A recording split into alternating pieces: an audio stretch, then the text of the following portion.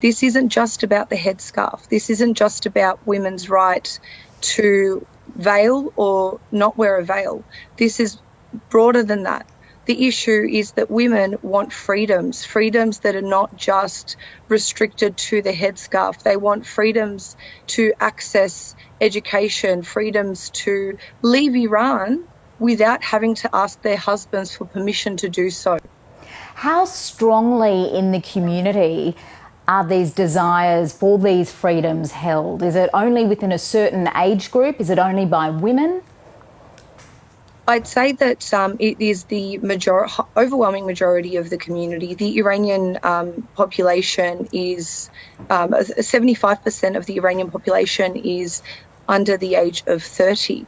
Women and children and political activists and students want the right to participate in free elections. They want the right to wear what they wish. They want the right to express themselves in a public forum without any fear of being reprimanded for their views and their beliefs.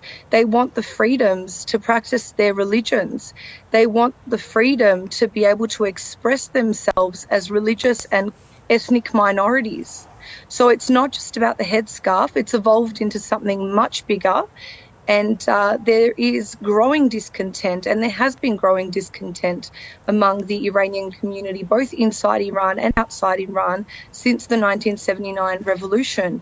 And if the international community put pressure on the Iranian regime and the United Nations were to come in and run a democratic and open election, the world will know once and for all that the people of Iran do not accept the Iranian regime, and if they have a chance to actually vote, to actually choose who they want to represent them, be sure that it won't be the Iranian regime that they'll choose. We are starting to see some international reaction, and of course the United Nations General Assembly is underway in New York right now. Do you believe the international community is providing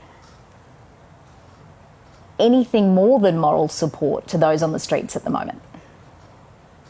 I think the moral support is very encouraging. I think there needs to be more done to support the people of Iran beyond that social media coverage. I think people need to go to their elected representatives and put pressure on their government. So, for instance, here in Australia, we need to ask the Australian government to take a strong stand.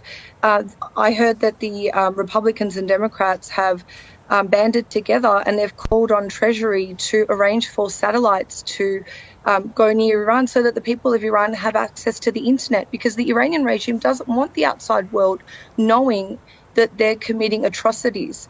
I mean, we've been told that over 35 people have been brutally murdered who have their only crime is that they've participated in these protests and they've been part of these uprisings in response to Mahsa's unjust death.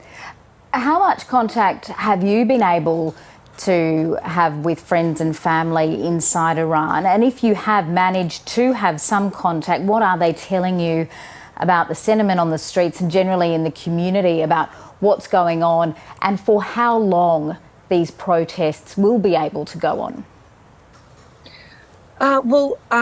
We have family in Iran and we have friends in Iran, and I've had people contact me on Instagram and social media and thank me for bringing attention to this. But I think what they need is for the international community to take a stand and to stand up and spread their message. Their voice needs to be heard. It's a very important voice.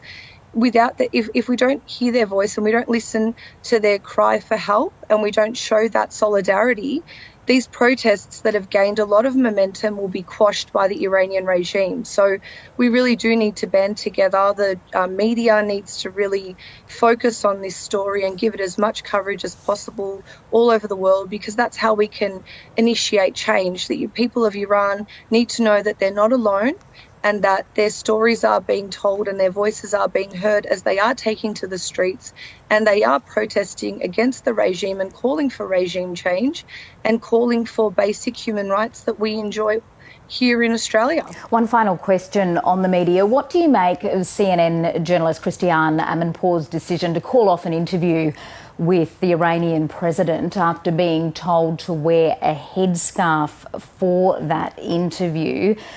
Do you believe that she made the right decision, or should she have taken the opportunity to press him on the protests currently underway?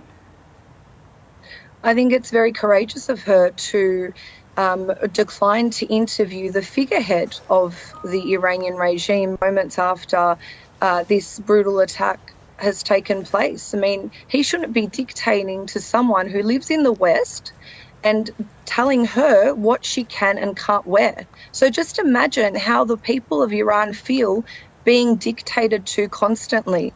So thank you, Christiane Amanpour, for making that decision and for choosing not to interview someone whose hands are stained with the blood of the Iranian people.